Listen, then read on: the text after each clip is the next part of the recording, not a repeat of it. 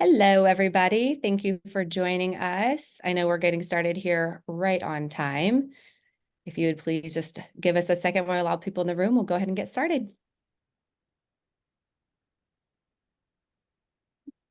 I see everybody's coming in. Thank you for joining us today with our ARCpoint Labs webinar.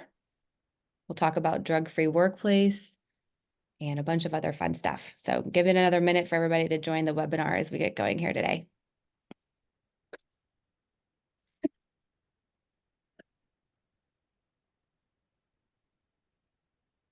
All right, we are 2 minutes after the hour. My name is Jamie Welch. I'm with ARCpoint Labs. I'm the VP of Strategy. And today, thank you for attending our webinar that's named Beyond Compliance, Elevating Safety and Performance with a Modern Drug-Free Workplace. So we'll give you everything you need to know about policy, drug testing, staff and supervisor training, and then finally our employee assistance program. Lots of tips and everything in there. If you don't already know, we are going to offer 1.5 hours of continuing ed credits. We will email out certificates and give you guys codes for those things at the end. The certificates should be emailed no later than next Monday. So look forward to those in your inbox if you guys need them. And we'll do that again through HRCRA and SHRM credentials for this webinar. Next thing is just from a housekeeping perspective, I'm going to ask if you have questions for any of the speakers during the webinar, if you can use the Q&A button that's at the bottom of your screen. That way those can be loaded up and ready to go. Our hope is that we get through the speaking pieces of this webinar, and then we'll circle back around at the end with any questions that you may have. If we don't get to your question, don't worry, we will follow up with you. But as you're thinking about them, go ahead and stick those, like I said, into the Q&A, and we will circle back around with those. But we do have a lot of content to cover, so trying to keep organized. I'm excited about introducing our first speakers today. They're going to cover our policy section of this webinar. Bill is an attorney with over 37 years of experience in the workplace drug and alcohol testing industry. He's been involved in many workplace drug testing court cases at all levels. He is an award-winning subject matter expert who has written and edited numerous articles and publications. Bill regularly shares his industry expertise and thought leadership at local, regional, and national speaking events. Nick is an accredited drug screening industry consultant, advisor, subject matter expert, professional researcher, trainer, and speaker who has built, implemented, and managed drug-free workplace programs for thousands of employers across the U.S. and abroad for over 17 years. The Drug Screening Compliance Institute focuses on state, federal, case law, and subject-specific compliance research, policy and training and education, litigation support, research, and consulting. That was kind of a mouthful, but it just means they have a lot of expertise. So I'm so excited to hand it over to them for this first section of our webinar today over policy. Thank you very much, Jamie. I'm sorry you had to read all that. We should work on shortening it a little bit there, but yes, thank you again to the ARCpoint Labs family for having us for today's conversation. Hopefully the audience gets a ton out of the tidbits that we're going to share today. So talking about the importance and the purpose of a drug screening policy. Bill and I are huge proponents of workplace drug testing, but at the cornerstone of that is your policy. And we strongly believe that if you're conducting workplace drug and alcohol testing today and you don't have a policy, you don't have a compliant program.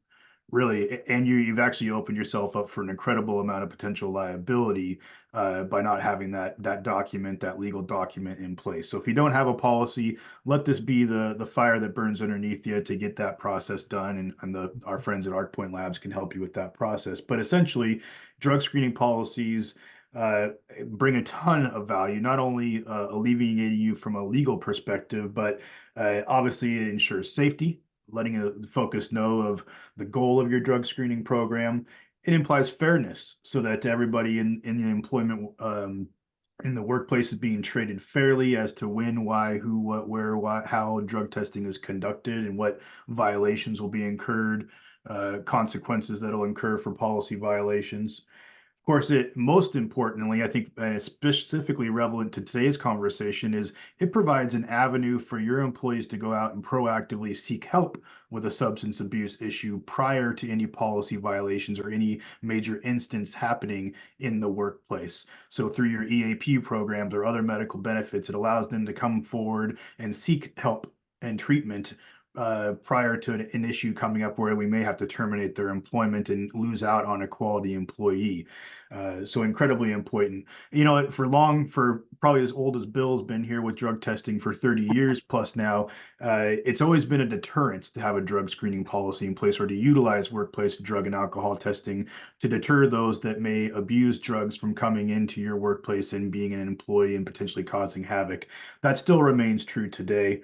And then, as I mentioned before, the liability aspect, the fact that there is disability discrimination laws, there's state and federal drug testing laws, there's industry best practices. There's so much of a litigious world that we live in. You almost can't afford to not limit your liability by having a policy in place.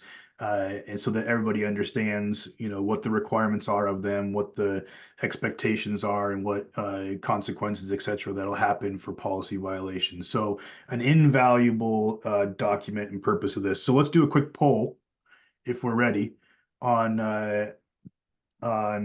when is the last time that you guys have updated or take a look at your guys' drug screening policy, if you know where it is.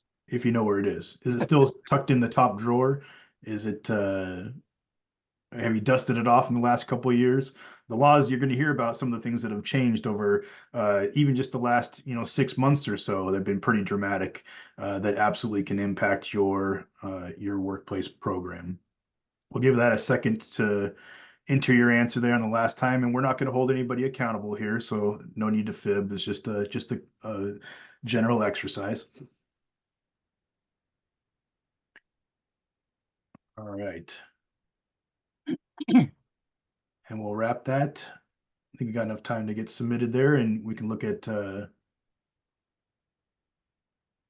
results. So it looks like, so we'll follow up with answers on that one. I thought we were going to have an output there, but that's all good. So we'll transition next into really, I'll let Bill, the lawyer, kind of get into the conversation here on why it's important and the structure of a policy and what to consider. Bill? Thank you. We truly, Nick and I came up with a phrase, and we truly look at a policy as your blueprint for protection. So think of it that way. People look at putting a policy together as kind of a pain in the, we really look at it as your blueprint for protection. However, it's not going to protect you if it doesn't accurately reflect the rules that apply to your testing program. So you need to consider the states where the work's being done. No longer is it possible to have a single corporate policy. It just can't work. I mean, when you consider the fact that we now have 31 mandatory states where if you're going to do testing, you must follow their rules. We've got 38 states that allow medical marijuana. We've got 24 states that allow for adult use of marijuana. And there's a lot of financial programs that exist out there for employers. So it's virtually impossible to have a single company policy. So what we do, the way we approach it, is we put together a core company policy, or we take what you already have and we update it, and we consider that your core company policy. And then we add state-specific rule addenda to the policy for states that have specific rules. And our research shows that the state's law that applies is the state where the work's being conducted. Okay, so we got to consider where's the work being done. Then we consider what the nature of that state is. And we're going to see in a moment that states are broken down into mandatory states, voluntary states, open states, states with immunity laws, marijuana laws, etc. So you got to look at what the nature of the state is based on the language of the statute. Then you sit down and think about, what are your goals? What are we trying to accomplish here? Are we just trying to prevent people from coming in disrupting our safety or performance? We try to limit liability. What is it we're trying to do? Are clients demanding that we have certain provisions in place for employees on their sites? And then it's real important to talk about the discipline in your policy. Make it real clear what's going to happen. And I know a lot of people, a lot of lawyers like to be vague. I'm not one of those lawyers. I like being very specific.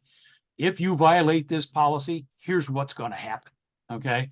Everybody's different, but you must be very specific about what the discipline is that you're going to impose. Yeah. And that's changed a lot, right, Bill? So previously, if you failed a drug test, it was almost automatic that you'd be terminated, right?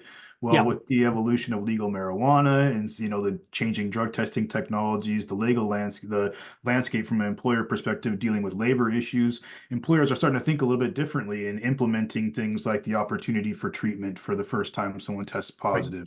What actually is almost a mandatory law in a couple of states out there that they may not Well, know about. there's about 7 or 8 states that say that you can't fire somebody the first time they test positive. So think Giving them about an that. avenue to be treated and to come back into the Absolutely. workplace, or maybe even have a second chance agreement so they understand the rules that have been asked of them, or maybe even reassignment to like a non-safety sensitive position. So these are all opportunities to continue to retain good employees while still maintaining a safe and effective workplace. And we definitely don't have the time to talk about it today, but there's a myriad of drug testing issues that employers must consider. The hot button that gets talked about all the time is the legal marijuana laws that are out there, but there's also financial opportunities to defend, to have your program used to defend work comp claims, unemployment claims, By the even way, providing with I'll interrupt you 1 second, Nick.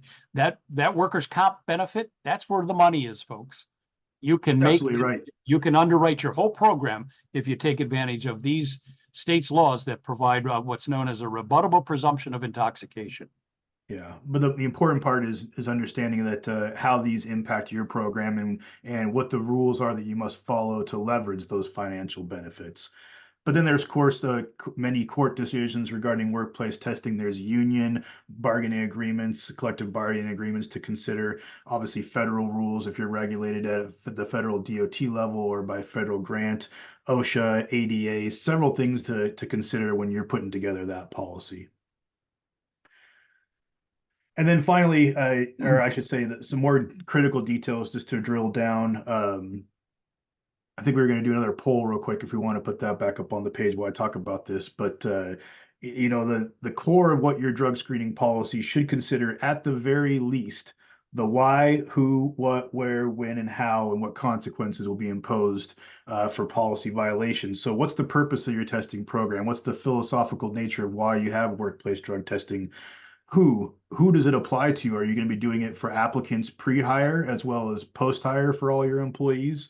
Who does it apply to? Is there a safety sensitive segment, or maybe those employees that are regulated under the Department of Transportation federal rules? Including what's prohibited? Are you prohibiting possession of illicit substances in the workplace? Are you prohibiting someone testing positive? What substances will be tested? Making sure you're detailing that and making sure that it's also relevant to today's trends. Testing details, what methodologies are you going to be doing on-site testing? Are you going to be going to utilizing a TPA collection site, or maybe mobile collections after hours? All those things must be vetted. When, same exact thing. Is it again pre-hire, post-hire? Are you going to do it for random? Are you going to have post-accident testing? Are you going to have return to duty testing? All of those things should be vetted as well. And then testing methodologies and testing types. Are you sticking with utilizing urine, which is obviously the most popular specimen method today? Obviously, oral fluid is starting to come into the industry quite more with some advantages for detecting more recent use. Or are you looking for a past historical use where you want to utilize hair testing, or the case might be? So it's critical to understand that. The poll question on there is, how confident are you today that you are aware of all the federal, state, local drug testing laws that apply to your company program in each of the states and municipalities that your company does business in? And then finally, I'll wrap with the consequences. Again, it's incredibly important to make sure that you clarify in detail what the consequences are for policy violations. Again, this brings in the opportunity for a second chance agreement or the opportunity to go get treatment prior to or versus just automatically terminating someone's employment. And then Bill, let's talk about again, you talked about the nature of the state. Can you just briefly clarify this for us? Sure. Are we going to let the poll run, or do you want to? I think we're good there. Everybody got a chance to submit. Okay. All right. I mentioned a moment ago that you have to understand in the state in which you operate what the nature of the state is. And as you can see from the screen there are a variety of descriptions of the state. And these names come from what the nature of the state is based on the language of the state statute. So you have mandatory state laws. There's 31 of them today. And if you're in a state that's considered mandatory, you must follow their rules. Voluntary states, these are states with programs that provide you financial reward or benefit. There are, like for instance, 12 states that allow you a discount on your work comp premiums if you follow their state's rules. As I mentioned before, there's 21 states that provide a specific defense, a presumptive defense to a work comp claim. Huge. Please find out what those 21 states are and utilize them if you're in one of those states. There are about 31 states that require certain positions to be tested. Things like public works construction companies and home health care workers, and in Indiana, those who have direct contact with child care. So there are all sorts of positions where if you're performing that task, you have to be in a drug testing program. What about your favorite, Bill, the bungee? Oh yeah, North Carolina, bungee cord operators. I love that one. But if you're a bungee cord operator in North Carolina, you must be in a random testing program. And then there are states, obviously, with the mandatory rules, as I mentioned, 38 that allow medical marijuana, 24 now that allow for adult use of marijuana. These rules are all very, very detailed and specific. Some of these will determine for you what test methodologies you can use, like California, Washington, New Mexico, Connecticut. You can only take action as an employer if you've discovered Delta-9 tetrahydrocannabinoid or THC. And by the way, in case you're not aware, you can't discover Delta-9 through urine testing. There are immunity statutes, but you only are entitled to the immunity as an employer if you followed the rules. And then, of course, there is a dwindling number of states known as open rule states where there are no rules at all, states like Idaho and Nebraska. So you've got to be careful to make sure that you understand what the nature of the state is. You talked about the voluntary laws being your ROI, right? We have all kinds of case data where majority of our clients actually, the benefits, financial benefits they receive actually pay for the entire cost of managing their drug testing program. So don't just think you can automatically deny someone unemployment claims because they tested positive for an illicit substance. It may not be that easy. There's specific language in your policy that must be there in order to leverage those financial benefits. So contact your ARCpoint Labs team to find out a little bit more. And then Bill, again, let's close out with this one, the legal status of what makes the law. Yeah, we'll end up with this. People often tell us that they put their policy together and it reflects the law in their state. And then you come to find out that all they did was read the state statute. That's not enough. You've got to not just read the statute, but you've got to look at the regulations, and then you've got to look at any court decisions that have interpreted those statutes and regulations, because all of that together makes up what we call the law. And as long as you are putting your program together and updating it regularly so that it reflects what the state's laws are, then you truly do have a blueprint for success. Excellent. I couldn't have said it better. And thanks for not using the big lawyer words for all of us. We greatly appreciate it, Bill. So next, I'm going to turn it over to Gary. And Gary, you can hear us, right? We're in here. I think you're muted. I might actually do a quick introduction too while Gari gets unmuted and maybe try to share her slides as we transition through this. So Gari, we'll have to make sure we unmute you as well. So you come off, but let me do a quick introduction. So Gari Balakia is the president of ARCpoint Labs of Southborough, Framingham, and Worcester. Since starting ARCpoint Labs in Southborough, Framingham in 2016, Gari has worked with employers in public and private, both DOT and non-DOT sectors, providing assistance and risk mitigation strategies through pre-employment screening, policy assistance, drug and alcohol testing, DOT physicals, respirator fit testing, wellness, and occupational health services. So a wealth of knowledge here. And so I'm so excited for Gari to join us and talk a little bit about staff and supervisor training on this part of our webinar. Gari, I'll let you take it from here. Thank you, Jamie. Thank you for the kind introduction. Hello, everyone. I'm just going to say next slide when I need the next slide to be brought up because I'm having some technical issues. But thank you so much for joining us today. I'm going to talk to you about the importance of staff and supervisor training in a modern workforce. This slide gives you a snapshot of the drug test positivity rate by testing reason in our general workforce. So you can see that the lowest positivity rate is for pre-employment testing, which is right here, which is 5.5%. So guess the reason for that low positivity rate is essentially because a pre-employment drug test is a planned drug test. The prospective employee usually knows that they are scheduled for a test, they have time to plan it. So if someone is having a substance abuse problem, they're going to try and clean up their system before they go for a pre-employment drug test. The highest positivity rate on a drug test is usually when it is for cause or for reasonable suspicion testing. The big blue bar here is 38.6%, and that only takes into consideration the drug testing. This positivity rate would be much higher if alcohol was included in this graph. So usually when a person is impaired and they or are suspected of abusing something, or they're impaired in the workplace and they're sent in for testing, the drug test positivity rate is pretty high. Next slide. This is Samsha, which is has undertaken a survey through a National Survey on Drug Use and Health, which is also called NSDUH. Their survey found that in 2021, close to 61.2 million people aged 12 years and older used illicit drugs in the past 12 months. And 52.5 million of those had tried marijuana or had used marijuana in the past year.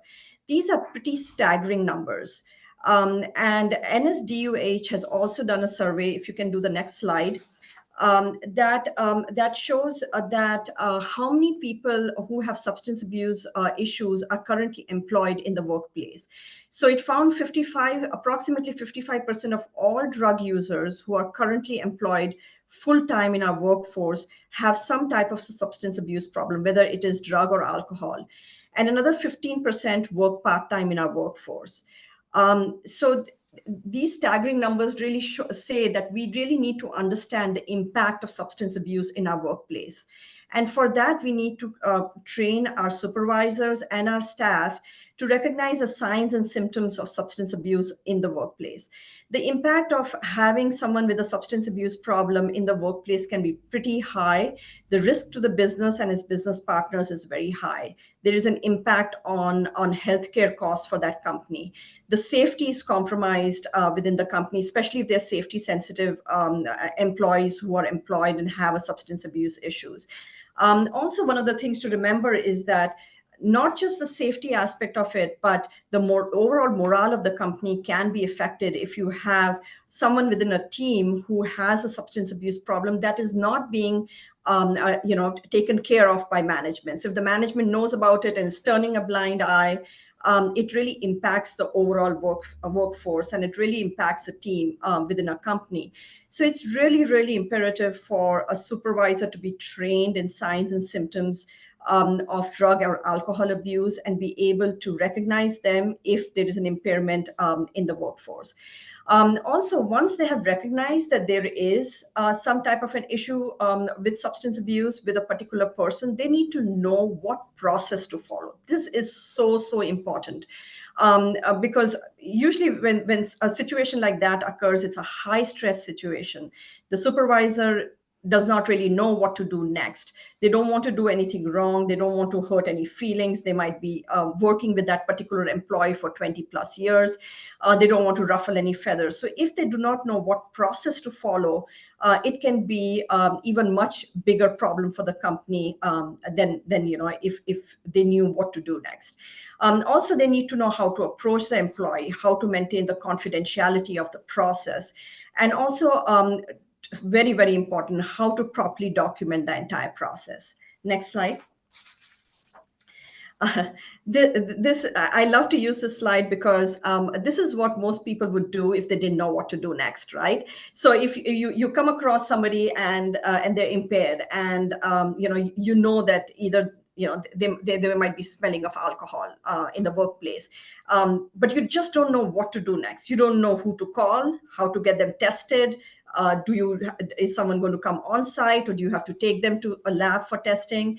How to get them away from the workflows, what to tell them, what are some of the best practices, knowing them.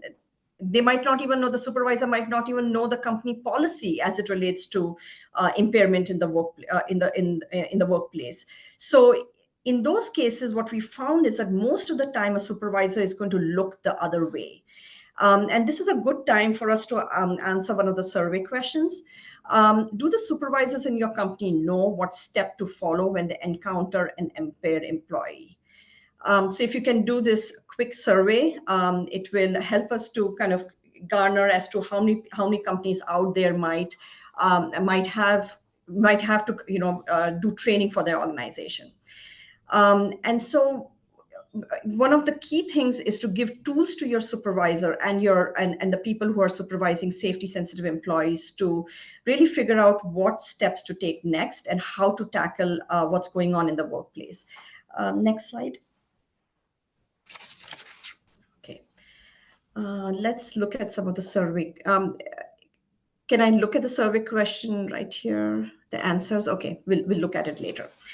Okay, so now you know that you have to give training to your employees. What to do next? Who do you train? So there are specific positions within a company that you need to train, especially anybody who's supervising other employees. You need to train them. Dispatchers, lead workers, foremen, shop floor managers. They need to be trained because they are constantly coming in contact with employees. They might be scheduling them. They might be sending them to your customer location. They might be, sending them to particular warehouses, and they are coming in contact with a lot of employees. And if they see something, they should know what to do next. Supervisor of safety sensitive employees, very, very important. So if you have any employees in your workforce that are safety sensitive, that might be driving a company vehicle, that may be driving a truck, might be driving a forklift at the workplace, those are all considered safety sensitive, and their supervisors should definitely be trained. One of the key things to remember is that only an employee or a supervisor who's trained in recognizing signs and symptoms of drug or alcohol abuse should initiate a reasonable suspicion test. This is very important because if somebody who's not trained and if something does happen and they don't document it properly, or if they send the wrong person, there could be issues that might come up for the company. So it's very, very important to have only trained supervisors initiate this process. Next slide. So one of the key things a good training program should do if you do a reasonable suspicion training for your supervisors is to teach and train the supervisors to recognize the signs and symptoms of drug and alcohol abuse. Recognize what are the changes in appearance, that is physical changes in a person. Recognize what the behavioral changes to look for. As different types of substances have different types of initiate different types of behavior in a person. Recognizing those. recognizing any changes in speech, and definitely odors. So those are the 4 key components that should be included in a good training program. Also, the supervisor or the manager should be trained in how to act immediately. So if a person is impaired, and if a supervisor sees an impaired employee maybe sleeping on the job and smells of alcohol, and they initiate a test the next day, too late. I can't do that. You have to initiate the test immediately. So acting immediately and giving the tools to your supervisor to do so. Also, as part of that training program, it's imperative for the trainer to also talk about the company policy, how the company policy is addressing impairment on in the workplace, or how do they handle a positive or a refusal to test. It's very, very important to know the company policy. And if the company has any covered employees, so if any employees are covered by Department of Transportation, any of their agencies, whether it's FMCSA, FRA, FTA, then really understand what the regulations are and how do they impact and what are those the violations of those regulations. So really understanding the regulations is very important for covered employees. Next slide. And so finally, again, a good training program should also tell the supervisors or teach the supervisors what process to follow. I think this is really the key, because when I do some of these training, they just don't know, what should I do next? Should I call them into a conference room? How should I talk to them? What if the person says this? How should I handle it? So if they knew what the process steps were, it would be very clear. It would still be difficult, but it would be clear to them what to do next. So there are 5 basic steps: observation, confirmation, documentation. Have a checklist ready. There are checklists available out there. If you don't have one for your company, please contact ARCpoint. They will send it to you. Have the observation checklist ready so that you can document what you are seeing. Intervention, how to talk to the employees, how to initiate a testing, for them to go and in for testing, what to tell them, what not to tell them, how to handle an employee who might be very emotional in that state. So all of that training is given. Some of them, we do role plays during that training. So a good training program should really spend some time there. And then finally, testing. Your company should be very clear as to what are the testing steps, what panel to use, who to call, where to take the employee, which supervisor is going to take them, etc. And then finally, how to handle difficult situations. These type of situations can be pretty tough. They don't happen that often. So get training on how to handle difficult situations is the key. And finally, what are some of the pitfalls and best practices in the industry? Most of this training has come out of the DOT world, the regulated world. So really, there is a lot of information out there, and a good training program should train on what some of those pitfalls are and what are some of the best practices out there. So that's it as far as staff and supervisor training. And the next. Thank you, Gary. Is Jamie. Thank you so much, Jamie. Very awesome. Thank you. Thank you. I appreciate all your knowledge and expertise. We have such great knowledgeable people.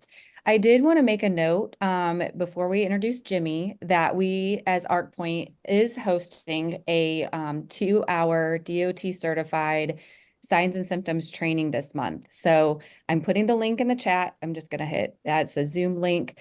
It's actually a registration for, I think it's May 21st. Again, it's 2 hours long. It'll take care of everything that your supervisors need to know. So if you want to register for that, if you're already working and been invited by an ARCpoint Labs location, please just note that in the registration so we can make sure we connect you with the right location. If you don't know who that is, you can send a message in, or I can help out with that, and we'll make sure we get you to the right place. But we are hosting that later this month if that's helpful for you guys. So I wanted to give you that option. And like I said, the link is in the chat right now.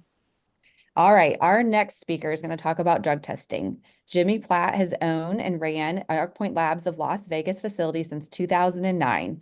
The Las Vegas team provides drug and alcohol testing services to many local businesses, including casinos, construction companies, and manufacturers. There are actually more than 300 transportation companies, DOT and NTA, in the ARCpoint Labs of Las Vegas Random Program Consortium as well. ARCpoint provides 24-hour post-accident and reasonable suspicion coverage for any airlines at Harry Reid International and local manufacturers. Jimmy is an accredited trainer, certified as a BAT collector and a breath alcohol technician. He is an experienced trainer on reasonable suspicion for supervisors and management as well. I know Jimmy is going to work through calling in on this webinar today and will help guide us through his slides. So hopefully he can come off mute now and talk us through this next part about drug testing. Hi, Jamie. Thank you very much for introducing me. What a wonderful introduction. Thank you, It Jimmy. falls to me. Hi, Jamie. And it falls to me today to talk about drug testing. So forgive me, everybody. I am doing this a little bit blind, so please bear with me. It's just a little gremlin. So next slide, please, Jamie. So the first thing to consider when doing drug testing, especially these days, the safety-sensitive testing, is who is actually going to receive that testing. When are the drug tests going to be given? Who conducts the testing? What substances are tested for? And that in particular is the flavor of the day with the legalization of marijuana across the country. And also with Mr. Biden saying just recently that he'd legalize marijuana in the near future, which is going to send a lot of policies into a little bit of a quandary. Who pays for the drug testing? We do have a number of clients who will ask the candidate to pay for the drug test, you know, with the sort of premise that really somebody's not going to turn up and pay for a drug test that they're going to fail. And then what steps are taken to ensure the accuracy of the drug test and what the legal rights employees receive a positive drug test. And these are all things that you should consider when you're considering the drug testing policy. And these are things that you might not consider before. Next slide, please. Now, I'm not going to bore everybody with just reading out the PowerPoints, but there's a number of reasons why, as part of SAMHSA and a drug-free workplace, why we drug test. Pre-employment, annual physical tests for cause, post-accident, post-treatment, going to duty. But random tests are really, really important for trying to maintain a drug-free workplace.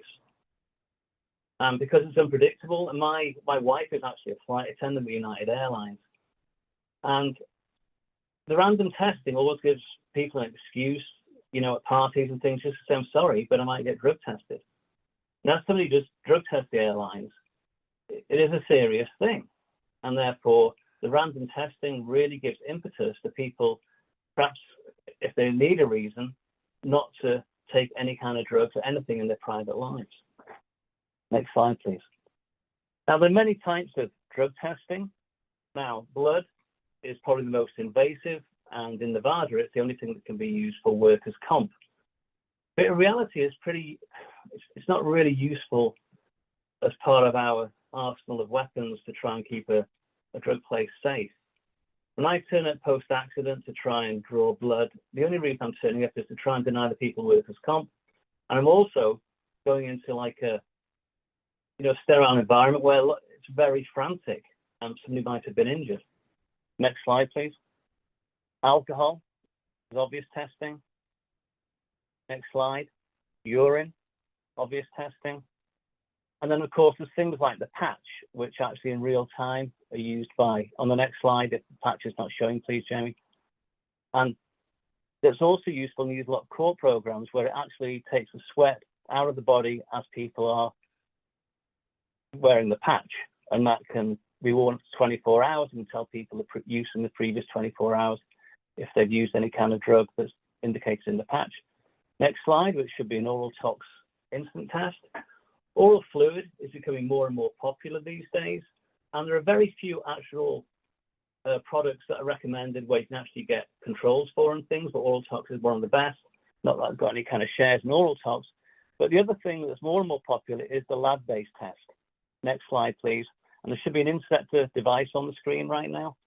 And then press the button again. It'll say oral fluid is a mixed saliva from the glands and other constituents. Saliva is the fluid collected from a specific salivary gland and free from other materials. So that's the difference between oral fluid and saliva. And the lab-based test, more and more, is the flavor of the day. This is the kind of test that's good looking to be used for DOT.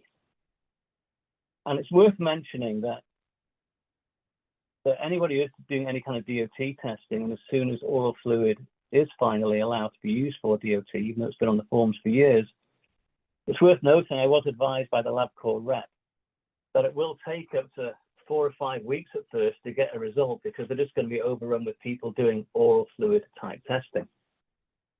A number of companies, even though the DOT and its best practice for the management not to be doing it in the same company, will also be thinking that it would be easier for them to do it themselves. And as I said, as well as it being best practice not to do it, as well as DOT advising best practice not to do it, some companies will be looking at doing it. And it's just to, sort of raise the red flag a little bit on that, is to make sure that the people administering the test need to realize that the relationship with those staff that are testing is going to change in a fundamental way. They're going to be suddenly seen as part of the police force, the man, that type of thing. And it's one thing for an outside company to come and do it when they're never going to see these people again, and there's any kind of confrontation or any kind of bad feeling, then it goes away with the company administering the test. If companies start administering their own tests, then they'll see how the fundamental HR sort of candidate donor changes. The next slide, this should be a picture of Joseph David Emerson. This was the pilot who was working last year with Alaska, he was flying on. And this was just October the 22nd last year. And he was actually using magic mushrooms.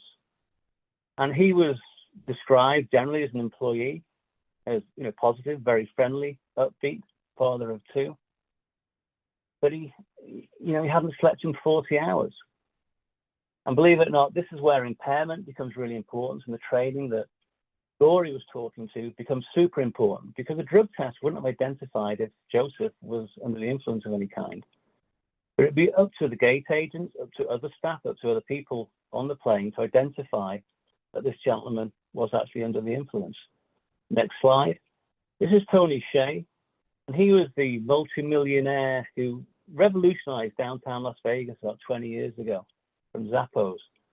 Next slide, it should be a picture of how he died. This is the gentleman who died puffing. He died using nitrous oxide. As an example to us all, no matter how rich, no matter how much money, how successful in many ways your life can be, people still, unfortunately, succumb to using drugs. Next slide. This should be James Holmes, the bomber. Sorry, not the bomber, but the shooter who was out of Colorado, who shot 12 people, 58, on July the 21st, 2012. And this is to remind us of the often mental impact of using marijuana. And then next slide. This is Kevin Patrick Kelly, who killed 26 at a church in Texas. And then I'm going to change the slide. This is Jared Luffner, who killed 6 in Tucson. And these people appear to be high on marijuana and THC. And I know that they're looking at lessening it from being nationally banned across the country to a lesser drug. It's worth reminding people that people get very negatively impacted mentally by the use of THC. And also it's worth mentioning that these days, I'm in Las Vegas and very familiar with edibles now, which are almost 50% of the market. That person can go into a dispensary and buy sort of little Minto breathalyzer that's 96% THC. And when Cheech and Chong were blown away on their big cigarettes, it was only 6 or 7%. And the capacity and the potential for mental incapacitation because of marijuana use is very strong as these things come forward. On the screen right now, there should be a picture of the different sweets and things, the candies that you can buy from the store. Forgive me, a little bit all over the place. Next stage, next slide. Next slide again, it should be a picture of the clearinghouse and the ARCpoint employee. And the ARCpoint employee, this just shows the number of people till January the 1st this year. There's 226,000 drivers in DOT, FMCSA, who actually had to stop driving because of drug use. And of those, highlighted in green there on that screen, is 68,000 people. They're the people who've actually gone through or are in a return to duty process to go back through and to drive again. That still leaves about 150,000 people who we've lost from the workforce, the CDL drivers driving trucks for DOT FMCSA. Next slide. And the substance identified in positive drug tests, please press again. It should list the marijuana being the top, and then cocaine with 37,000 cases beneath that, and then meth, it's just indicating the different tests. Next slide. And this should be a clearinghouse again with the ARCpoint employee smiling sweetly. And the reason why I've shown this slide in particular from the clearinghouse, and it's most up to date, is that if you see on there between 2022 and 2023, this is the first time in at least the last 10 years we actually see a drop in the top line of marijuana, where the tests identified went from 40,916 and to 37,657, which shows testing and DOT programs actually do work, and it isn't just a, fighting some kind of tsunami. Next slide. And it's worth mentioning this slide is showing this quest, and this is showing the post-accident workforce drug positivity of marijuana reached a 25-year high in 2022. 25-year high. So please, as a safety executive, safety person, it's really important to try and keep all our workplaces safe, and it's quite frightening when these are the kind of figures that we're seeing. Next slide, please. GHC, next slide. Assembly Bill 2188 in California is all the rage since the start of the year. Next slide. Making it unlawful for an employee to discriminate against an applicant or employee for the use of marijuana off the job and away from the workplace, or for an employee to require drug screening testing that finds the person of non-psychoactive cannabis metabolites in the system. So despite sort of being advised the contrary, California's decided to go a different route, and they're really coming out on the side of on the use of marijuana. Next slide. And this is the Delta 9 THC metabolite across the screen now, and this is what they're saying that drug testing moving forward should only identify. This is the active ingredient. Next slide. And it shows important exemptions to this new law. Exempts employees in construction and building industries and those hired that require federal background and clearance checks. This is a little bit odd, because surely if a job is really dangerous, then it should be exempted. If you have lifeguards falling asleep at the side of a swimming pool, surely that's dangerous, and they should be able to be tested to see if they're, using drugs. Next slide. AB 218 does not exempt employees in other safety-sensitive industries, as we were just saying, such as lifeguards, such as transportation, such as health and services. Now, there might be federal reasons for health and for transportation, like the DOT, as there is at present, but we'll have to see how it changes if the legalization of marijuana across the country is moving from a class 1 scheduled drug to class 3, what impact that's going to have on us. Next slide. The next slide should show the hound.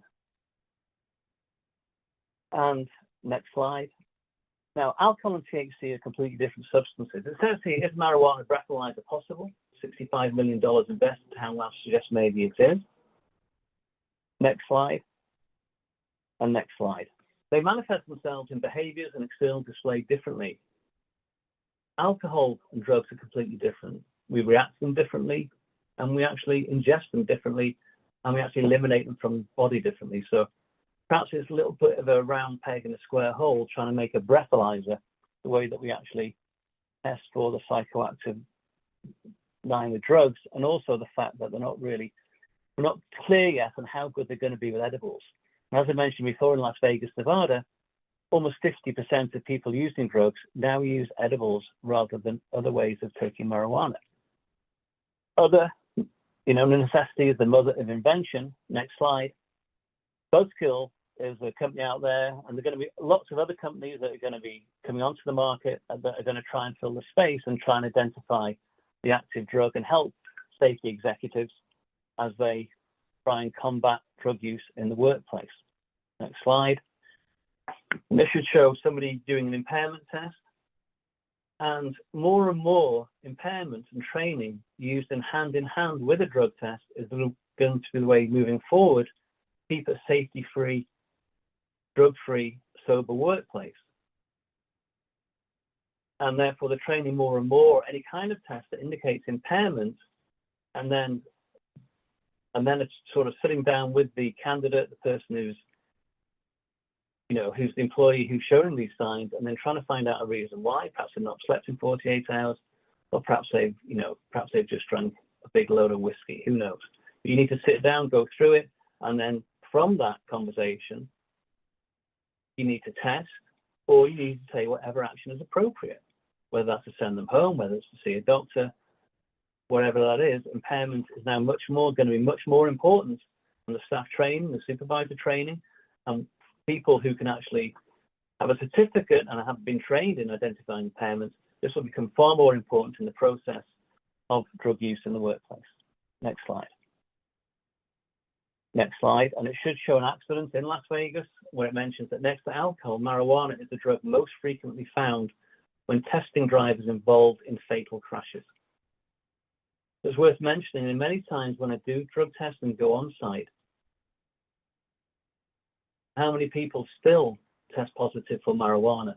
And it's also worth noting that many people, if you've got 3 shifts at your place of work or late at night where there's not much management oversight, these are the kind of positions where people are going to gravitate towards if they're abusing drugs or they've got really bad problems, they've got a really bad drink problem. They're going to gravitate towards those shifts, those times of the day, those jobs where there's little to no management oversight. So it's worth mentioning that during this presentation. As I mentioned before, a random testing program is really fundamental to trying to keep your workplace sober. Next slide, and it should be my final slide. We know it's complicated, we know it's nuanced, we know it's confusing. But one of the most important things to get out of this, if your state allows you to test, then test, drill down. There's nothing more likely to focus the mind than either a dead child because the lifeguard fell asleep, or somebody standing there, as I have done, where someone's actually chopped off a part of the body or chopped off somebody else's part of the body of the drugs. And when they say, well, I thought I was okay to use marijuana, why is that? Because they didn't test for it at pre-employment. Doesn't matter, you know, so staff training is super important moving forward. Thank you very much. Thank you, Jimmy. Oh my gosh, so much good information. And I know there is a ton of questions and comments, the things that can come from just the changing marijuana laws alone. That topic is always a hot one and time. So just know that we'll again go through questions and answers at the end, but also we will have an opportunity if you guys would like to go in and have like a consultation with one of us. We can talk through some of the things that we've mentioned through today more. So that will come at the end. But without further ado, I'd like to have one more speaker talk to us about employee assistance programs. This is Ryan West, and he is the founder and president of WorkSafe International and a proud partner of ARCpoint Labs. Having collectively served as a drug and alcohol counselor, clinical evaluator, employee assistance professional, and workplace trainer and consultant for 17 years, Ryan fully understands the link between employee health and well-being and employee safety and performance. Among other credentials, he is a certified employee assistance professional, the current president of the Indiana chapter of Employee Assistance Professionals Association. He holds a master's degree in organizational psychology and is presently in a doctoral program as a student at Penn State University, focusing on socio-emotional determinants of worker well-being and performance. So I bring to us Ryan West, who will talk to us a little bit about employee assistance programs. Awesome. Thanks so much, Jamie. Good afternoon, everybody. Glad to be here, sharing the stage with the distinguished presenters before me that I'm looking at. I just sitting here thinking how many collective years of experience we all have. And I think it might be 100. And I thought that Bill Judge might be taking up about half of those years. And I sound like a backhanded compliment, Bill, but the amount of work that he's produced, the amount of knowledge, the amount of policies that he has shaped, truly remarkable. So honored to share the stage with you all today. We've talked about policy, the importance of an updated, modern, compliant policy. Nick and Bill did that. Gary talked to us about the importance of training our staff on a policy, enforcing the policy, identification and response of potential signs of substance abuse and impairment. Jimmy just talked to us all about drug testing and some trends. And I'm going to be closing us out talking about employee assistance programs, the fifth and final component of a drug-free workplace program. EAPs, for those of you who don't know, EAP is an acronym for Employee Assistance Program. Sometimes they're called wellness programs. Today, you'll hear them referred to as well-being programs. They've got a lot of different names today, but an EAP is an employer-sponsored program that is designed to do really one thing, and that is eliminate, reduce, or help employees overcome barriers that affects performance, that affects their ability to show up to work and do their job safely and effectively. There are many different types of EAPs. Some are free as an add-on, typically with the health insurance that you offer your team. There are paid ones, and the paid ones are definitely not all created equal. There are internal EAPs, whereby they're run by actual staff, W-2 employees. There are third-party, which is the overwhelming majority of EAPs, third-party EAPs, external EAPs. There's blended EAPs, some internal, and part of the services you offer are external. And then there are consortium or consortium EAPs. Those are typically utilized by smaller companies, 25 or fewer, and those are almost always external. Many of you, when you hear EAP, you think drug use. Oh, EAPs, those are for alcoholics, right? Those are for the drug abuser, right? Well, you're not entirely off in your thinking. EAPs have been around for about 90 years, and they initially were developed for the alcoholic worker to help them get the treatment that they needed and maintain their employment. And prevention was also a focus too. How can we give them the tools and the resources, the education, the knowledge to prevent them from developing alcoholism and later other substance addiction, so they can show up to work and stay focused on their job and do it well. Work life was added, 70s, 80s, and 90s. People were living longer. Thankfully, germ theory became prominent in the late 30s, 40s, 50s. In other words, Western medicine kept us alive longer. So now people were juggling their jobs, childcare, and now taking care of their parents. They recognized the need for legal financial assistance. So they added a bunch of more services to the EAP. And then unfortunately, the events that transpired in 9/11, 2001, highlighted the need for crisis response, sometimes called critical incident response or trauma response. When there is a death on site or there is a natural disaster, tornadoes, hurricanes, flooding, something that really affects not just one person or two people, but the mental and emotional state of many of your workers, critical incident response can be a vital service, a vital add-on to your EAP. Again, to keep the people focused on their jobs, on performance, and also safety.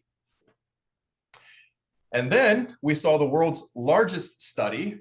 It wasn't on purpose, but it was the world's largest study on the effects of isolation, the effects of chronic stress, the effects of virtual teams. You know, the pandemic highlighted a lot of problem areas that we are still in the process of solving. There was also many silver linings, a lot of setbacks. I think some damage that we're still recovering from, but a lot of silver linings. Our ability to communicate virtually, to work on teams across time zones, across countries, has been accelerated over the last 5-10 years. We've had the capability for 2 decades, but our ability, I mean, I say, let's meet virtually, or let's have a virtual meeting now. That wasn't a part of my vernacular 5 years ago, but it is today. We saw the need for our staff to have services that focus not just on substance abuse and mental health and work-life, legal, and critical incident response, but services that really target prevention and target the other domains of well-being. You know, well-being is not universally defined, unfortunately. Scholars, practitioners are arguing what that exactly means. But I think we all can agree that well-being is kind of the summation of various domains in our life, whether it's physical, mental, emotional, educational, occupational, the list goes on. How are we functioning in all those domains? And we know that mental, emotional, and physical are really important. And that's why employers are focusing on it. When we feel good, we think good, we do good work. At least we tend to.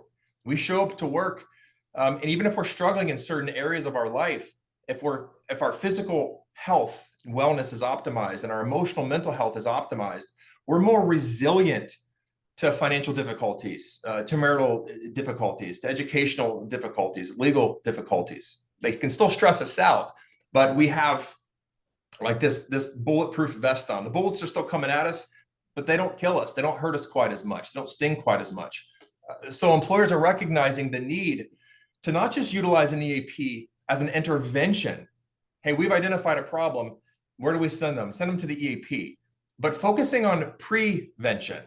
some more upstream strategies to say, hey, mental health, addiction, these are illnesses that develop for many people out of unresolved chronic stress. And so if we can start promoting the EAP, offer services that target various types of stress in their life, if they're legal or they're financial or they're occupational, they're interpersonal, they're marital, then we can prevent the development of a lot of these more serious conditions that seriously affect worker performance and worker safety.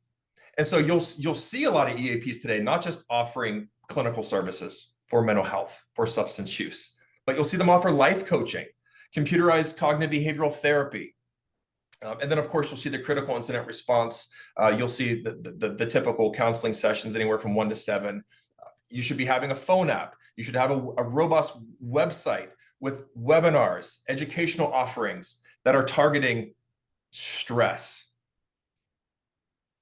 There was actually a survey that was published in the late 80s, I think it was 88, by the American Academy of Family Physicians. And it basically polled these family practitioners, what percent of these conditions that you're treating do you think are related to stress? And the results have been misquoted, miscited for the last 30 years. But they said it was about 75 to 90% of the reasons why people go to a family practitioner, these issues are related to stress, whether they're emotional, mental, physical, or behavioral. So people coming to their family doc for chest pain, appetite issues, high blood pressure, sleep issues, insomnia, 75 to 90%, roughly speaking, are related to unresolved chronic stress. In other words, the symptoms that they're presenting with are just that, they're symptoms. They're not necessarily the cause. The root cause is chronic stress. In fact, literature is starting to show that chronic stress can even cause autoimmunity. This is really interesting field called epigenetics, which is basically environmental influence and stress influence on our genome, how it affects phenotype. In other words, which genes get expressed in our body, which ones get turned off. Why are people in their 20s, 30s, and 40s all of a sudden getting MS or celiac disease and a variety of other autoimmune conditions?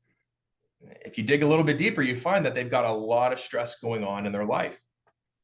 Same with mental, emotional, depression, anxiety. For many people, these were born out of unresolved chronic stress. Yes, they're standalone conditions that require primary treatment for them. But if you dig deep enough, their genesis, their birth was from unresolved chronic stress. And the same is true for those with substance use. We talked a lot about substance use today, drug trends. As a person in the field for 17 years who's seen thousands of patients, if you ask the right questions and you listen and you dig deep enough, almost every single one of them started using drugs to cope with, to deal with some type of stress in their life. Whether it was physical, mental, emotional, a lot of trauma, childhood bullying, attachment issues, neglect, not enough hugs or I love yous. And they started drinking, they started smoking, they started using drugs to kind of fill that void. And through the repeated ingestion of the substance, they later created addiction, which is its own standalone issue. But the cause was stress. And so people today are workers today. They know this. They're stressed. Workplace Outcome Suite shows us that roughly 2/3 of workers are chronically stressed. And the top 3 is workload, interpersonal issues, and work-life balance. You hear people say bandwidth. I don't have enough bandwidth. What that means is they've got too much to do and not enough time to do it. If you want to cause somebody stress, it's often not the assignment. It's not the task. It's not the work. It's the work surrounded by a time constraint. I see this with my kids all the time. The homework doesn't stress them out, but tell them they've got 10 minutes to do it, and you see them start to get worked up pretty quick. And we've got all this work to do, and we don't have enough time to get it done. People know it. They're chronically stressed, and they're seeking employment at workplaces that share their priority, that say, hey, we care about your mental, emotional health. We care about your physical health. We recognize that it affects your ability to be productive and even safe. And so we're offering you all these resources that are free to you and your family members so that you can get the help that you need, show up, and do your job. And this new promotion by employers is reflected in the literature. This infographic, published in the Workplace Outcomes Suite, I get so excited when new data is published. I'm still waiting on the most recent data for this one. I actually happen to know a Dr. Mark Attridge who does all the work and publishes this. Come on, Mark, we got to get this out. But I don't think it's going to change too much. What you're seeing here are the clinical reasons why people access an EAP. 1/3 is for mental health, 3% is substance abuse. I think this contradicts, this defies the stereotype that so many people have about EAPs. They still think about them like the EAP from the 30s, 40s, 50s, 60s, 80s even. Do EAPs still help those with substance use? Yes, of course they do. These are trained master's level mental health clinicians that can address substance use, mental health, and everything in between. But the majority of the reasons why people are accessing an EAP today are for stress. Stress is the start. It's the genesis. It's the beginning, the starting point. So if we can promote this service, advertise it, utilize it ourselves, lead by example, we can reduce the positivity rates of drug tests, pre-employment, random, reasonable suspicion. We reduce the need for managers to have to intervene and respond. We increase the person's ability to show up. We decrease absenteeism, we decrease presenteeism, we increase work satisfaction, we increase morale, we increase group team cohesion, we increase organizational performance. And so kind of to wrap this up again, starting by talking about drug testing, policy and drug testing, deterrence, prevention, but for those who inevitably use, and there's always going to be people that use, but drug testing also helps to identify.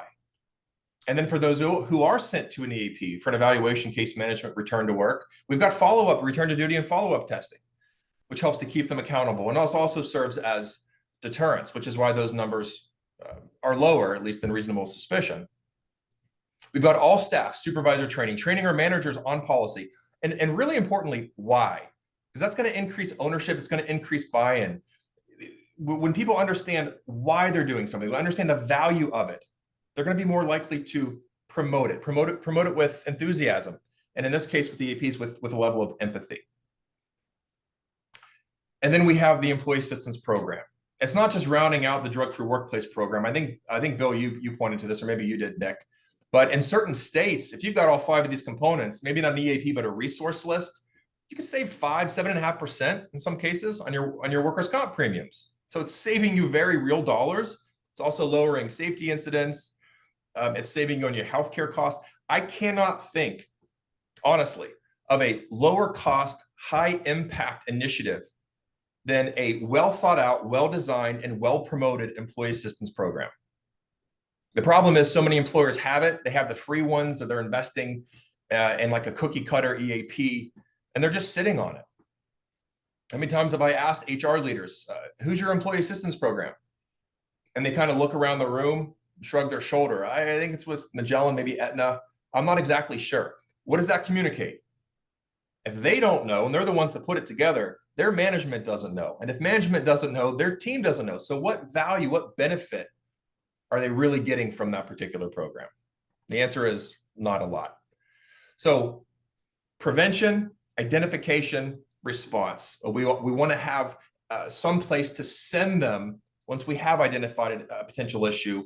The EAP serves as your case management, taking some stress off of the manager's plate, off of HR's plate, and then they send them back to work when ready. And it will also follow up with that individual to make sure that they still have the resources, the tools they need, they're doing what they need to do to be productive and be safe at work. And with that, Jamie, I'll hand it back to you. Yay, fabulous. So we've made it through. We've talked about a lot today. This was a longer one than we typically do. I know we went really high level on a lot of different topics with policy, the training parts, the drug testing, and now the EAP. I do have a handful of questions that have been asked in the Q&A. You can certainly put a couple more in there if you still have questions, but wanted to offer to go through those now with our panelists of experts so they can kind of provide some guidance there to those questions. Also, though, I want to bring up this QR code because if you are interested in any of these types of services or have questions after this webinar that, you want to deep dive into your specific situation, please just scan this code, fill out the form, and we will be back in touch with you. And so that way we can help get those questions answered. So I'll leave that up while we're doing this Q&A. But let me try to get this going. So our first question, this is from Anonymous. What is the best resource to figuring out the nature of each state where our company conducts business? So I'm guessing the nature of each state kind of talks about policy. And to me, that's where everything starts. So Bill and Nick, do you guys handle things in all 50 states and know things? I'll kind of throw that your direction. Yes, the Yeah. answer is very simply yes, we do. You can see all of this crap behind me. We actually do collect and read all of this stuff. We have available for you every state statute, regulation, and most of the key court cases in every single state, and can provide that to you. We have guides for every single state on marijuana. And we're developing all sorts of things. I'll let Nick explain the details because he's putting that together for us. No, I would just simplify and say, connect with your local ARCpoint Lab rep. They're certainly have direct access to this information. It can help know the lay of the land locally where you're at. From a national perspective, Bill and I are more than happy to help evaluate your program and dissect it by state. But really there's you can go if you're your own researcher, your own pave the way type person, you can go on your local legislative websites and start Googling drug testing workplace laws. It's going to be an arduous task, but if you want to get the answers right away, just utilize your local experts, and we're all willing to help you kind of figure out what the rules are that apply to your program. Yeah, definitely. And I'm with you on every state has a little bit different quirks. And so it's easy to get overwhelmed quickly. So I like what you mentioned, reach out to your local ARCpoint, and then they have access to everything too, and can help you with even outside of those states. We have lots of knowledgeable resources. Very good. Right. All right. Next question from Kevin. Delta 9 testing. What testing can discover these results if not urine? And will it ever be possible in urine tests?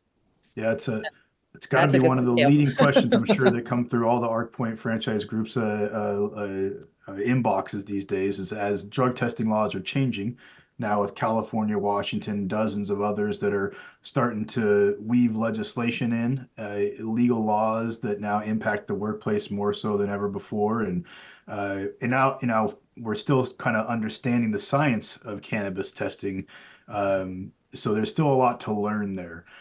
I would preface to say that Delta 9 testing, as we know it today, our nation's laboratories, when testing for cannabis marijuana, they're looking for cannabis metabolites. So they'll be looking for carboxy THC. Delta 9 specifically, from what I'm aware of, oral fluid testing is your best method for detecting Delta 9 because of the fact that it's in your saliva. It's can be detected most recently and more accurately. I think blood's an option too, could be a little bit more cost prohibitive and obviously intrusive. Breath testing, we're still trying to figure out the science of that, is a brand new inception in workplace drug testing industry. So oral fluid testing by far is the best option available today. And I think that's going to absolutely start gaining market share over urine testing as states continue to legalize and we start understanding the science of cannabis. Yeah. And how I would add, looking at the research we're reviewing right now, I would simply add that within a very short period of time, it's now no longer going to be appropriate to simply say marijuana positive, because you're going to have to specify whether you're talking about Delta 9 versus carboxy, because carboxy is a non-impairing substance. Okay, so there's a lot of states already that say employers can't act on that. They have to act only on, or can only act on, impairing metabolites that are found. And Bill, it might be helpful. I know you're a lawyer, but I know you used to own a lab, so you can speak on this. Do you want to give a quick little science lesson on how marijuana breaks down once it's consumed? That might be helpful. No sense pointing out my one shame of having owned a lab. Yes, what we have to understand is, and people don't understand why we can't have an impairing test methodology like we do for alcohol. They're such different substances, and Ryan knows this better than anybody. But when you use marijuana, when you use cannabis, it breaks down into your body first initially as Delta 9 tetrahydrocannabinoid, or THC. That's a psychoactive component of marijuana, or one of the principal psychoactive components of marijuana. That breaks down very quickly, however, within 6 to 8 hours in your body to another metabolite known as hydroxy THC. It is as well psychoactive, but it's also gone out of your system within a matter of hours. That has broken down now to what's known as carboxy THC. It is a non-impairing substance, but it does attach to body fats and remains in the body for virtually days. Now, when drug testing first began in the mid to late 80s, and yes, I was there, all we were looking for was presence, because marijuana was a Schedule I drug. It was a crime to possess it, to use it, to grow it, etc. So all that mattered under federal rules, which kicked this whole thing off, drug testing off, was the presence. Now we're concerned about impairment. And if you look at we put together a chart recently on states' laws dealing with the concept of impairment, and we're amazed to look at those that specify off-duty use versus those that say employers can use or can take action when somebody is using or under the influence at work. All right, well, that kind of means you can't take action against somebody who used or was under the influence off work, okay? So this whole concept of being able to pinpoint psychoactive components of marijuana is becoming increasingly important, and I think will ultimately dominate the testing for marijuana in our workplaces. I can briefly jump in on this from a testing standpoint.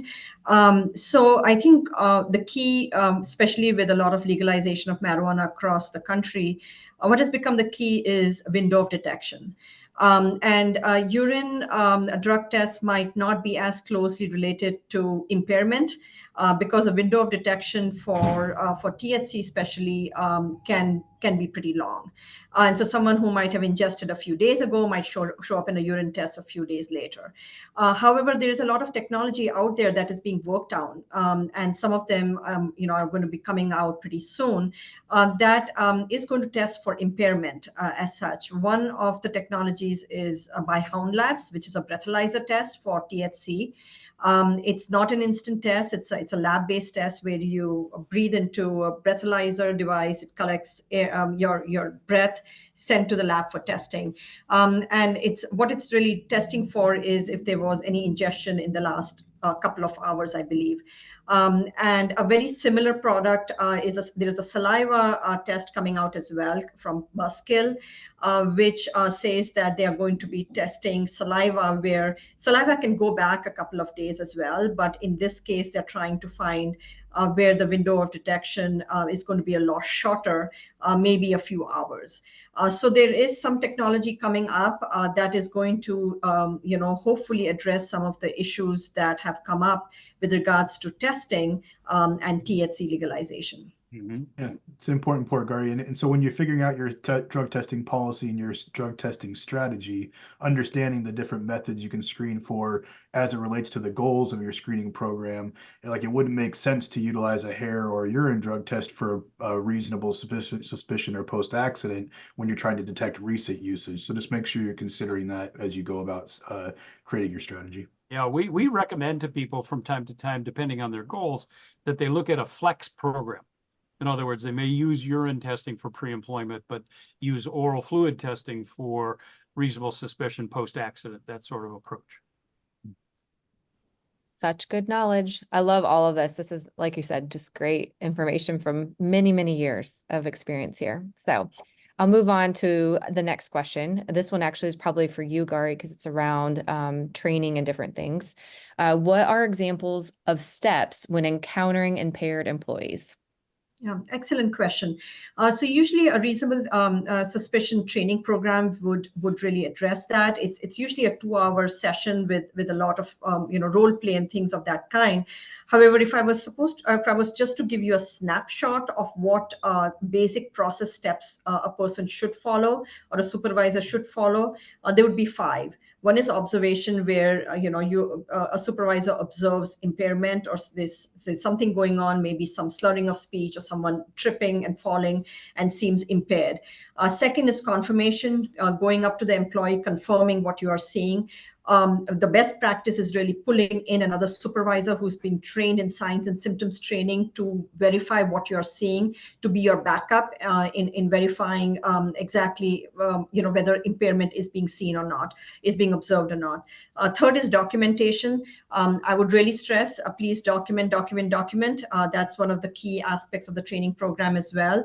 If you see signs and symptoms, please document exactly what you saw, because maybe a couple of weeks from that point, you might not remember all the signs and symptoms. Most of the companies have a checklist. It's called a reasonable suspicion checklist, which gives all the different signs and symptoms of substance abuse, and a supervisor fills that out, signs it. The second supervisor who's been pulled in to make an observation as well should sign it as well. And then it comes up to the final point of what did you decide? Are you going to send that person in for testing, etc.? The third is, or the fourth is intervention, getting the employee into a private location and talk to them about what they have observed, and letting them know that a reasonable suspicion test has been is going to be initiated. And most importantly, during that process, to tell them what the consequences of a refusal to test would mean. If the employee leaves thinking they can come back to work the next day, usually that's not the case, because a refusal to test usually means a positive. But again, refer to your company policy, make sure that your company policy addresses that issue as well. And finally, initiating testing. If you have a local lab that you would take the employee to, do that. Make sure that you have a supervisor drive with them. If you have someone coming in on site, make the call, have the on-site technician come and do the drug and alcohol test.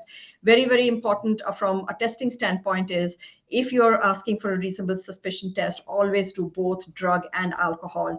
Don't make a decision or guess that, oh, I think he's drunk or she's drunk, and just order an alcohol test. Always do both. That will make for a comprehensive testing program.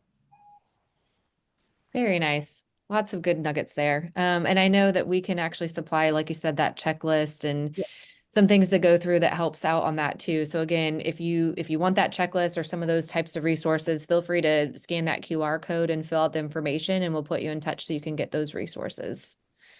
All right, I have two more questions, one of which I think we kind of already went over, but I'll read it anyways. So it appears that urine tests for marijuana will detect marijuana that has already metabolized. What test should we use when we suspect that someone is currently under the influence of marijuana? Yeah. So Yeah, we again, can cover kind of that a already little answered. bit. Yeah, Yep. we did. So again, I think in my personal opinion, I think oral fluid is the best methodology to utilize available today to detect more recent use. And I always get scared when the word impairment or under the influence gets put in there, because to Bill, it's a very legal, lawyerly aspect. You got to understand that that exists, that precedence exists legally for alcohol, but it does not exist for cannabis today.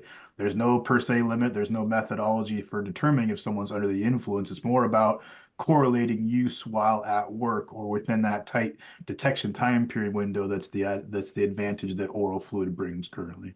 Yeah, exactly. Very good.